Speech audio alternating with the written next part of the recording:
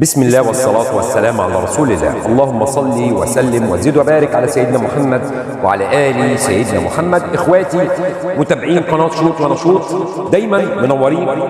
رمضان كريم عليكم وعلى أحبابكم. رسالتي الأولى النهاردة هو الجمهور النادي الأهلي اللي كان موجود في الملعب، اللي كان موجود في مباراة الأهلي أمام الجونة، الجمهور اللي كان عدده قليل لكن كان مشعل المدرجات.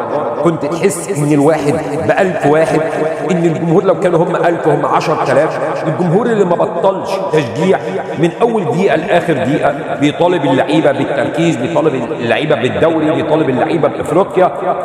جمهور عمل اللي عليه وزيادة. الجمهور بالنسبة لي 10 من 10. جمهور الأهلي جمهور لا يتكرر تاني، جمهور عظيم عارف دوره كويس، واقف جنب اللعيبة، بيدعم الفريق كويس، مستني أداء أقوى، مستني أداء أفضل. فالجمهور النهاردة عمل اللي